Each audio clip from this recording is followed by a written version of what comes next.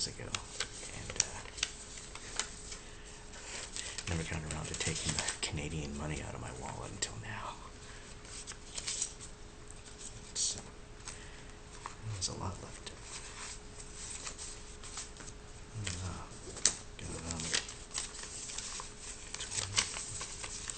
45 Canadian dollars left over.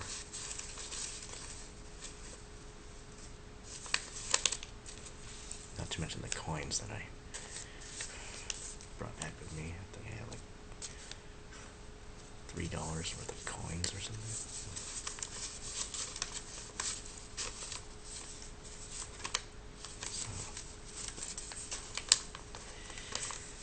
So I should probably just go to the bank and exchange it. It's kind of stupid that I had all that cash lying around like in my drawer for all those years, and now it's like, what, it's gonna sit around for however many more years until the next time I go to Canada. But, so I mentioned in my last video that I thought Canadian cash crinkles better than American cash. Of course, it depends on your definition of what do you consider crinkling better. Well, it really depends on your ASMR triggers. Like this $5 bill is, it's newer than the other. This was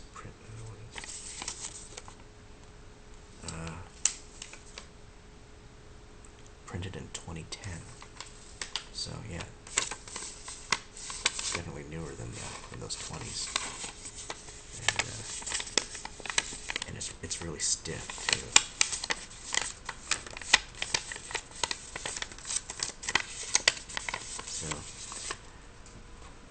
So got some American cash just as a comparison. These dollar bills of different ages. Like this one's kind of old.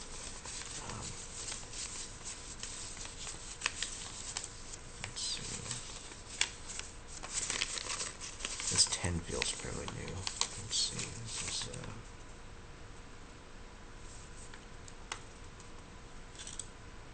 2009.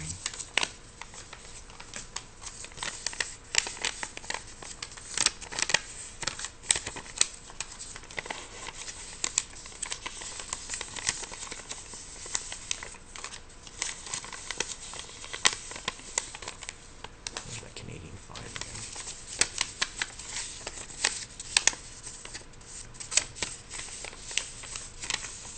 But yeah, the Canadian cash is definitely stiffer than American cash. And see, where's that older American $1 bill? Oh yeah, it sounds different too. It's a lot softer.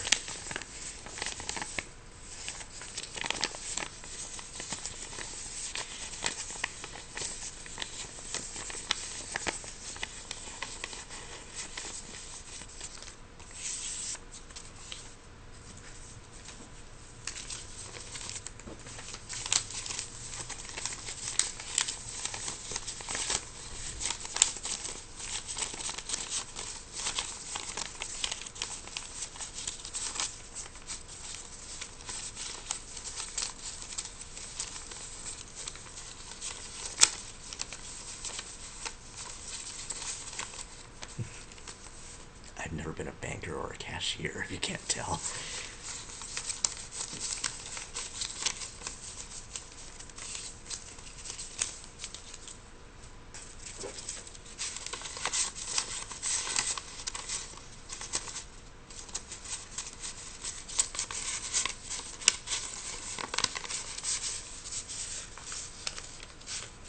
Anyway.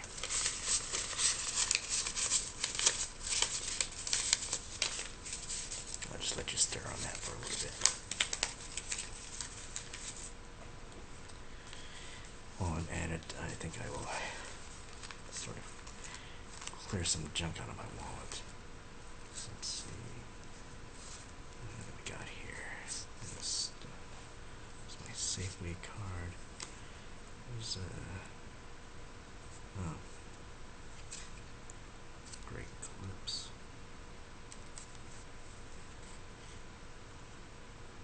Oh wow, there's a lot of old stuff in here. Okay, so here's a.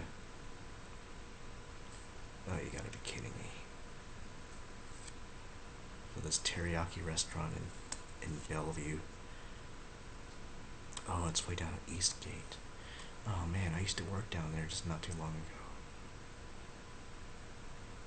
It's like just like one more stamp and the next one I get free. Oh man. I think that place is still there. I haven't been there in ages.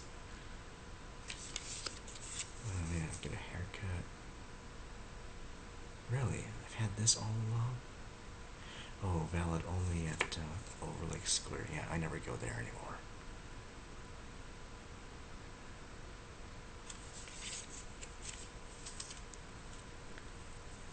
Roadside assistance. Oh my. Old bank account numbers. Get rid of that.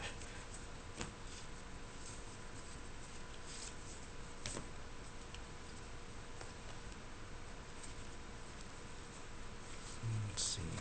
Some ATM bank slips from a few months ago.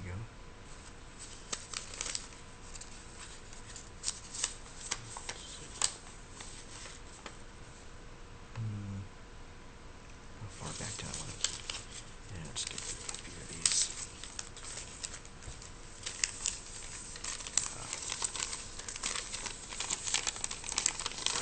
I love touching this kind of paper.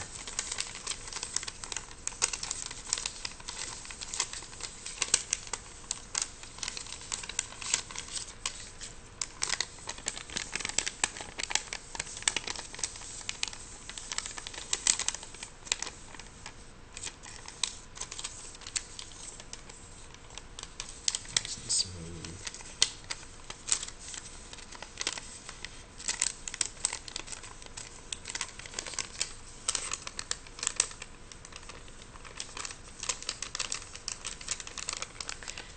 Hold on this for a little bit. So I decided I wanted to do something a little bit different tonight.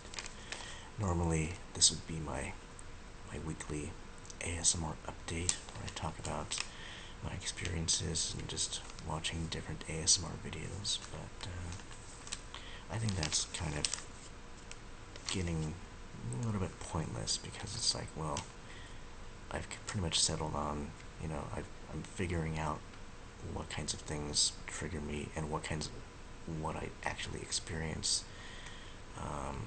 I kind of gave up on tingles a long time ago, but I do enjoy like that stimulating sensation inside my head that I get certain whispering and other sounds. But yeah, I've got that almost nailed down. Although I still discover new ASM artists every now and then. And I'll do that maybe in a few days, or maybe wait till next week. I don't know. But what I wanted to do tonight was just talk about something that's been kind of on my mind these last couple of days. And I don't want to say exactly what sparked these thoughts. I'm just going to talk about what thoughts it eventually led to. And so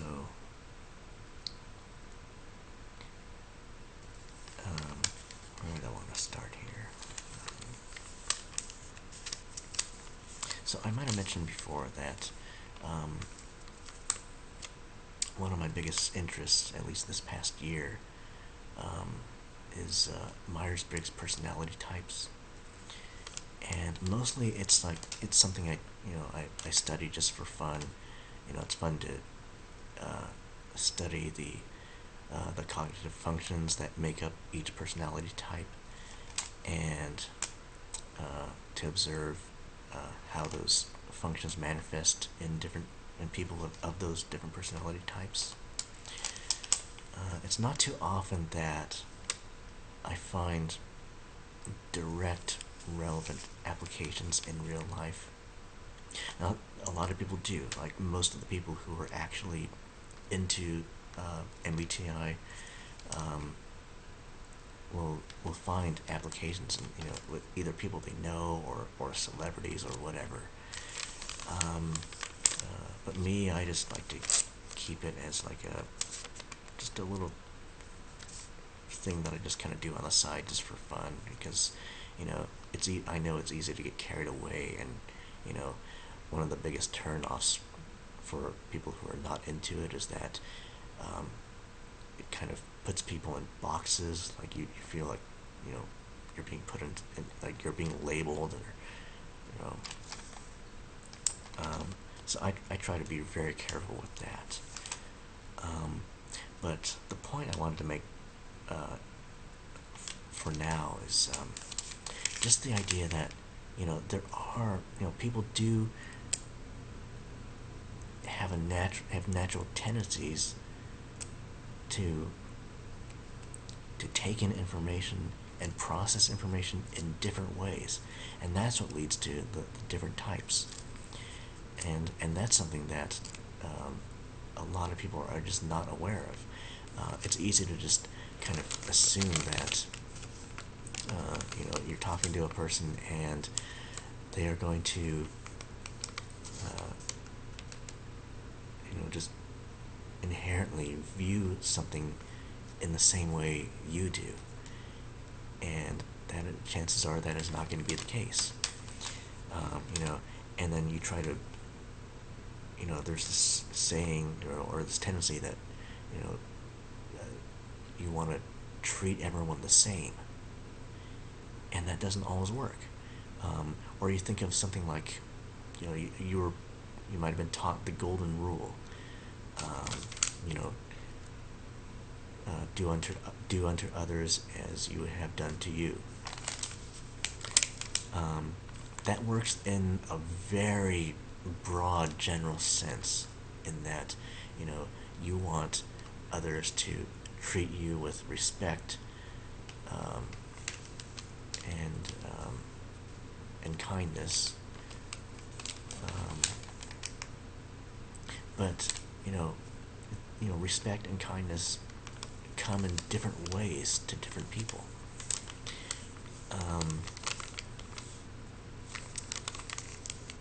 Well, let's take introversion versus extroversion, for example.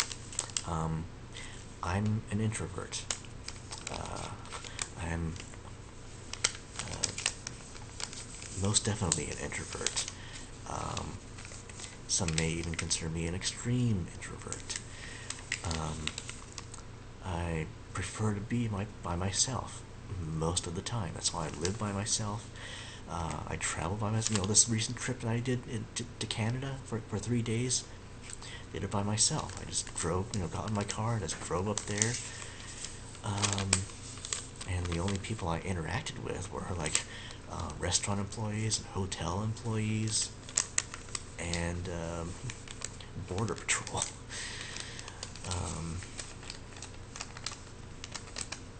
And then there's extreme extroverts who are constantly around people, and they prefer to be around people.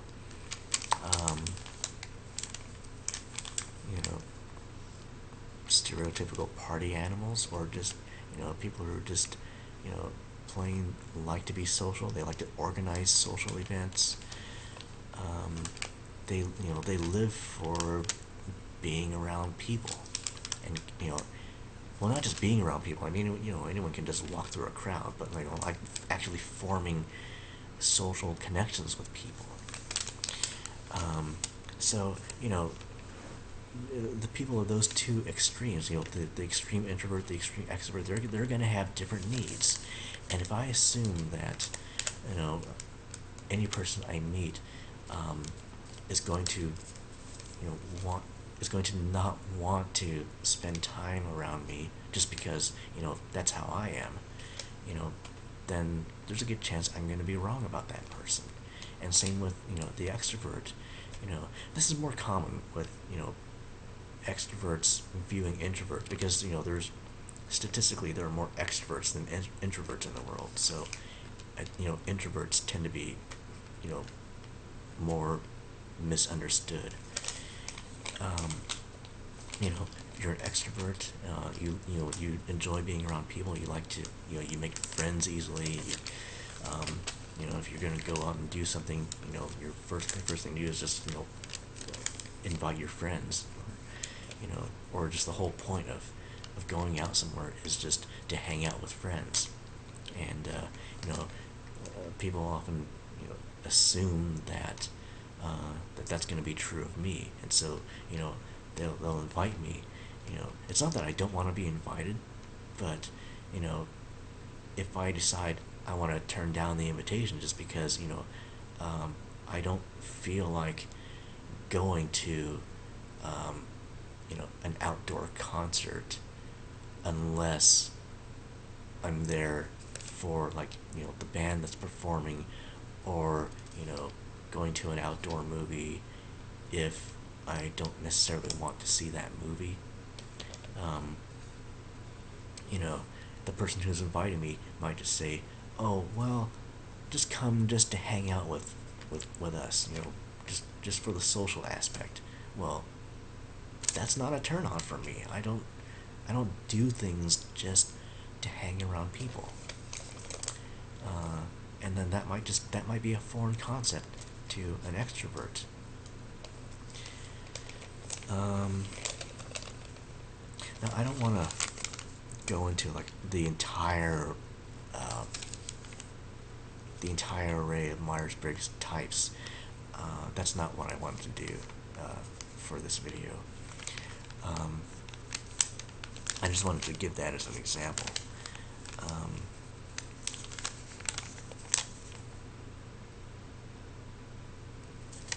But where it becomes relevant is, conflicts. That's a, the introvert versus extrovert. That's like a minor example of, just misunderstandings, which are, for the most part, going to be harmless. But let's say somebody actually gets hurt by something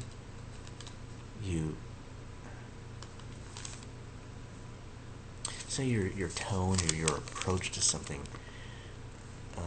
which you don't intend as harmful, and that you wouldn't necessarily be hurt if somebody. I'm really bad at coming up with examples, but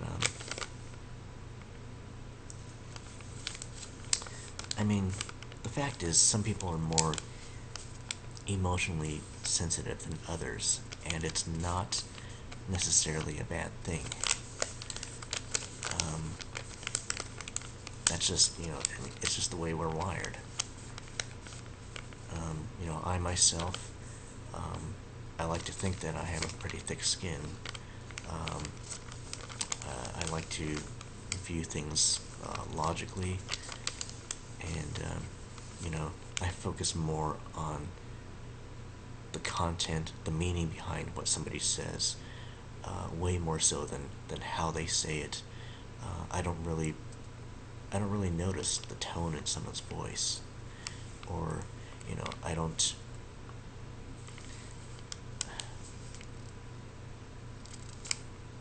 I try not to associate it with past experiences. I just try to, whenever I'm listening to somebody, I just view it within that specific context, and I pay attention to what's actually being said, and how it actually applies to me and to that person and to the situation at hand. I will generally not apply any emotional significance to what's being said, even if that person thinks I should. So, there's situations when that works to my advantage, and some situations where it can get me into trouble. And at the same time, if if I'm talking to someone, and this is where it may become as a disadvantage. I may inadvertently say it or use, a bad choice of words that has a negative emotional connotation for that person. That person ends up feeling hurt or offended. It wasn't, even if I didn't mean it that way, and I was more focused on getting a certain point across to that person, and and I either used the wrong tone or the wrong choice of words, and I just wind up hurting the person, and I may not, and if that person does not communicate the reason, I may not understand. That person may in fact not understand how I could not understand. It's like, well, that person may be thinking, well, how would you like it if somebody said that to you? And I'd be like, it wouldn't make a difference to me. I'm just, I may even get frustrated that, why are they focusing on this little detail when I'm, that's not even, that has nothing to do with the point that I was trying to make, and here we are going off on this tangent about that person's emotional reaction, and but really, it would be, insensitive of me and counterproductive for me to not acknowledge that person's feelings, if I'm actually trying to communicate effectively with that person.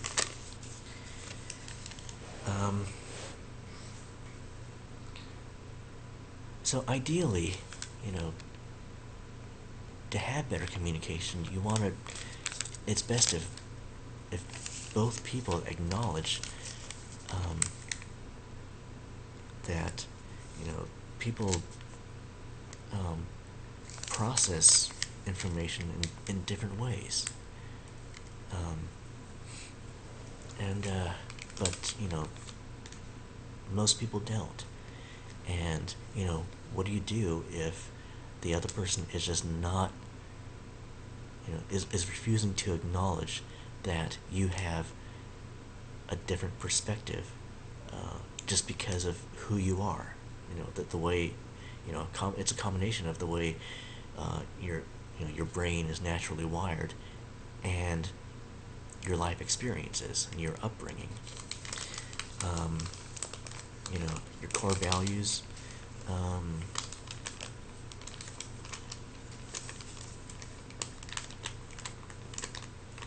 So, but if you acknowledge this from your side, that's at least half the battle. And let's say you're the one who's been emotionally hurt by someone else's words, whether it was directed at you or not.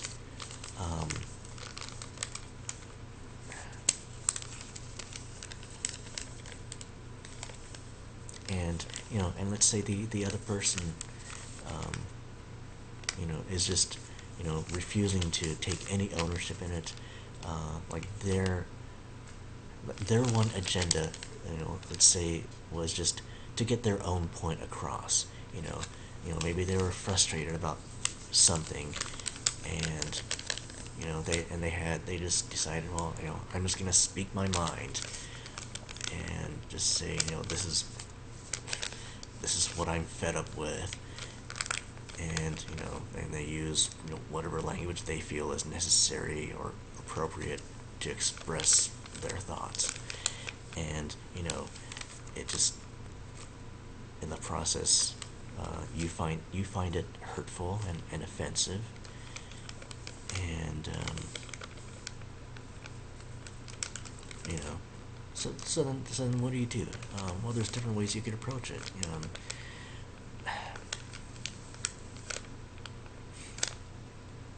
I in general, unless you have reason to think that that person is dangerous and will likely hurt you even more, then I would, unless it's that, I would say go ahead and try to have, try to approach the person directly. Let them know how you feel. And, that person may decide to acknowledge your feelings and apologize for using a harsh tone or whatever they did that was hurtful. Then again, they might not. You might be dealing with someone who has, absolutely no interest in patching things up with anybody that they may have offended. Maybe they were just making, a blanket statement to a general audience.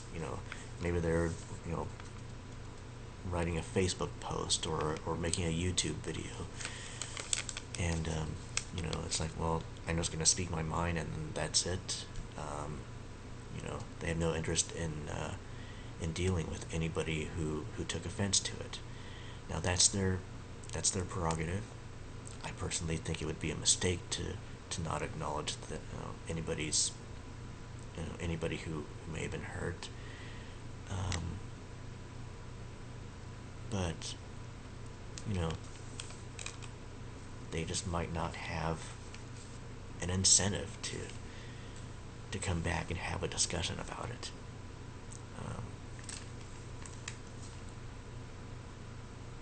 I think if that's what you're dealing with, then really the fact is the only one who has a problem is you.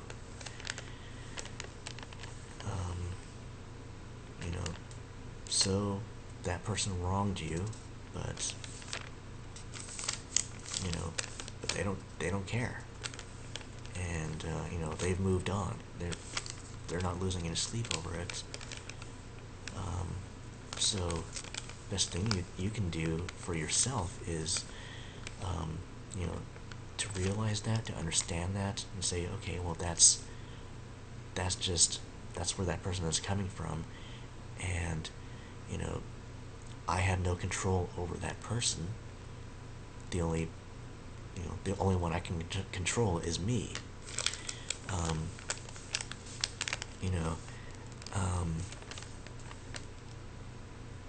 Really the only thing you can do is just make a decision that you're going to just you're going to forgive that person in your heart. Now, forgiving someone does not mean saying what that person did is okay. It's just saying, I'm not going to let that person control me. Because, if you go on feeling bitter about what that person did to you, it's going to affect, it's going to affect your relationships with the people who do matter to you. That's just, that's,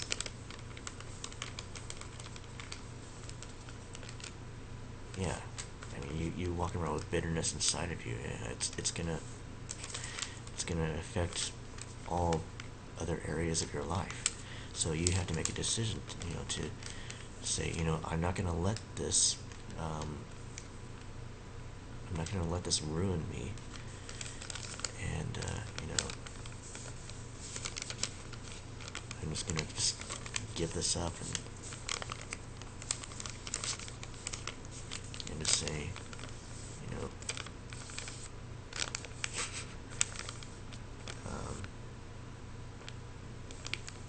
I don't know, something.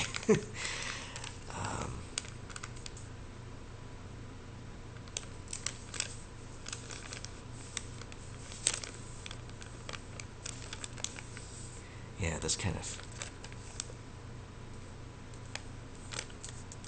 went into an area that I wasn't really planning. Yeah, decided to do this unscripted just because I didn't really think I would have time to write a script, and by the time I did, I would lose the momentum I had, and so I decided just to start recording. But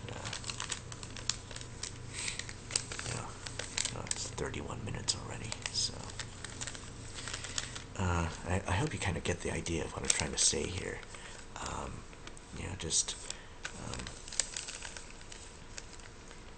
realize that there comes a point where it's just counterproductive to dwell on something that is just not going to get resolved.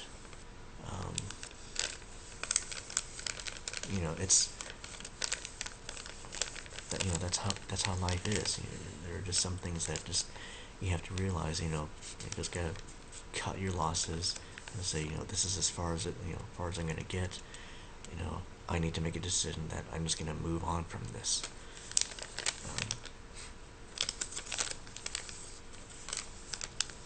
And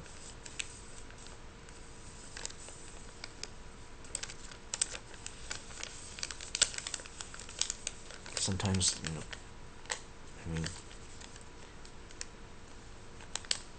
communication is best when you realize that that the other person you're dealing with has a different perspective, and that it's not necessarily a wrong perspective. Now, wrong as in morally wrong, or well, see, the only things, when I think of wrong, I think of like factually incorrect, like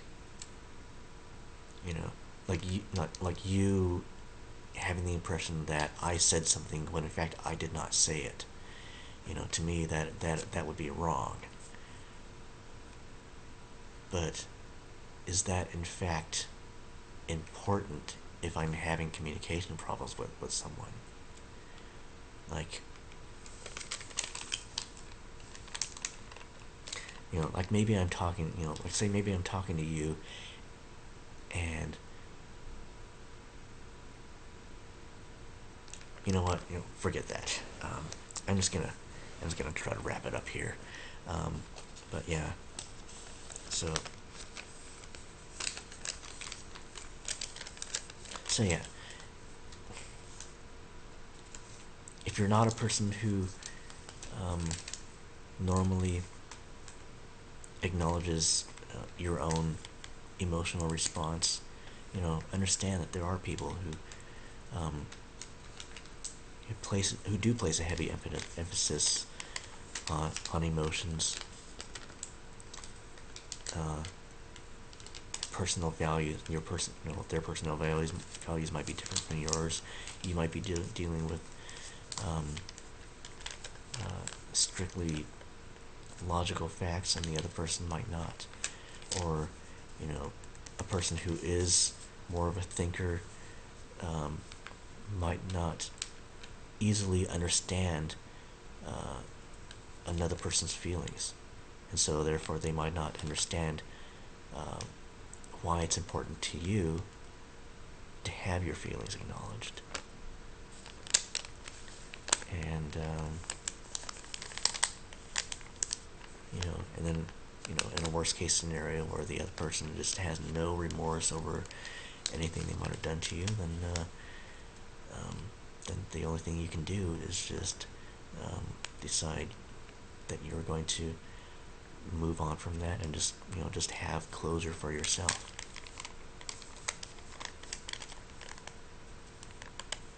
So I guess that about covers what I wanted to talk about. And as usual, I'm sure I will stop recording, and then 5 minutes later I'll suddenly remember something I wanted to say, but whatever. That's enough of this.